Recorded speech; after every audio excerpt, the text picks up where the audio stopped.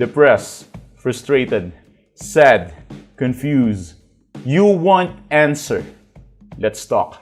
Give me a message sa page ko sa Philippine Dating Coach and you can have one-on-one coaching with Coach Baze, your dating coach. Just please subscribe to my channel and hit the bell button.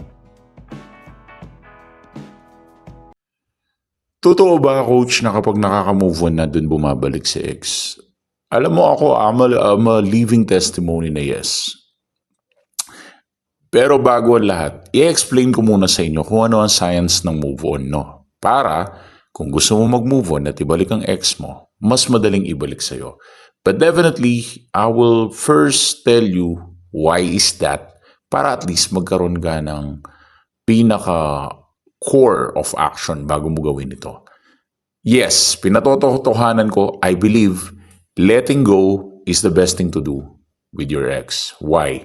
I will give you the 5 things, the main reasons why ang pagle-let go ang pinaka-importante sa lahat.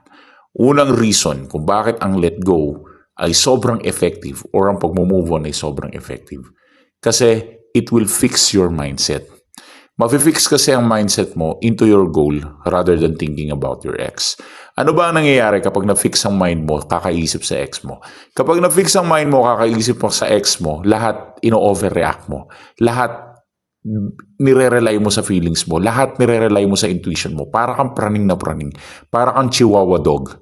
You are just barking but you don't have effect. Wala kang natatakot. Ang nangyayari lang, you are just barking and barking and barking but you don't do any damage. Diba? So, once na sobrang emotionally fixed ka talaga sa ex mo, talagang hindi mo siya mababalik.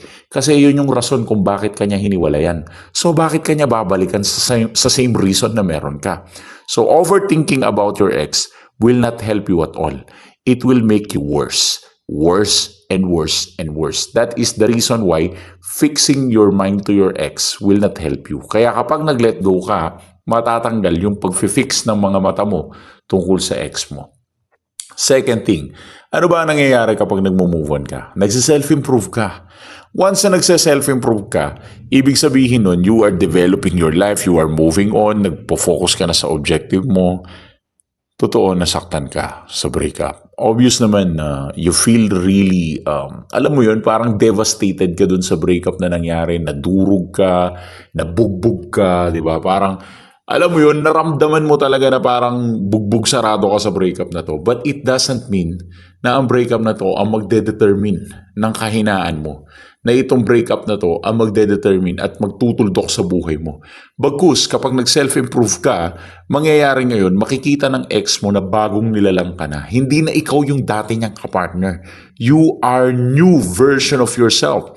At ang new version ng self mo, yan yung pinaka nakaka-attract at hinahabol ng ex. Because once you improve yourself at naging best version ka ng sarili mo, it simply means na you trust yourself with that. Number 3, bakit sobrang importante ng let go para mabalik si ex? Kasi kapag nag-let go ka na, mababalik mo na yung kumpiyansa mo sa sarili mo. At ang isang tao, ayaw niyang nakikipagrelasyon sa isang taong walang kumpiyansa sa sarili.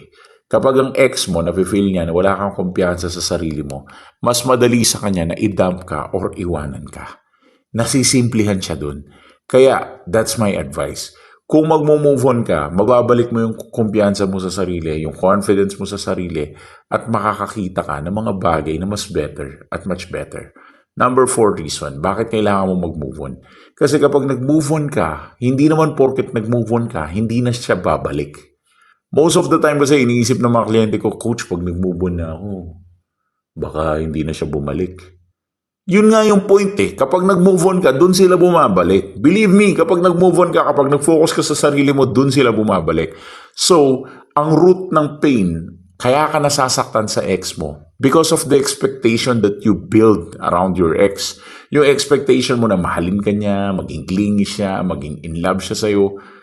It's no longer her problem anymore. It's your problem. Deep inside, ang problema mo ay hindi ang ex mo. Ang problema mo ay sarili mo.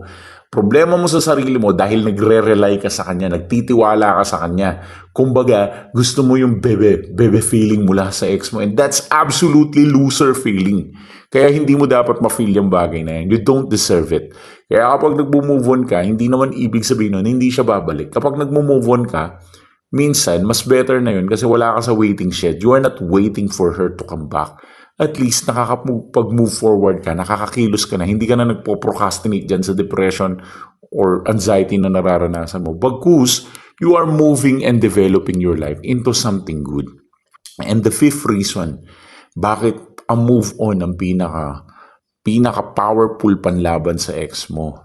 Kasi dito naiinsulto yung ex mo, dito tinatamaan yung ego niya, dito tinatamaan yung pride niya, dito siya nadudurog. Dito mo siya mapapareact. Kasi kapag nakita niya nag-move on ka na, madedetermine niya yung value niya na hindi pala siya ganun kabigatan, hindi pala siya ganun kalalim, hindi pala siya ganun, alam mo yun, hindi pala siya ganun kabigat sa life mo. Kaya ka naka-move on ng ganun-ganun lang. At kapag naka-move on ka ng ganun-ganun lang sa ex mo, dun niya marirealize na yung mundo hindi umiikot sa kanya. Dun papasok yung strength. Kasi wala ka ng takot ngayon sa ex mo na mawala siya, hindi ka takot sa ex mo. So you can do whatever you want. You will be having this freedom. You will be having this good vibes and strong energy that will attract anyone and everyone. You will be happy. You will be having some sort of fun. Ayaw mo ba nun? Buhay na masaya, buhay na maganda na malayo sa ex mo. Pero habang nabubuhay ka ng masaya, at the same time, na-attract mo din siya pabalik. Kumbaga, you hit two birds with one stone. Kaya nga dyan ko ina-advise, if you want to get your ex back, get yourself back first. For strategy, para ibalik si ex, gamit ang move on, kung gusto mo pa ng roadmap or blueprint para dyan, you can give us a message sa Philippine Dating Coach Facebook page, and we can have a phone call dun sa page namin. So yeah, join my clients. Thanks for watching.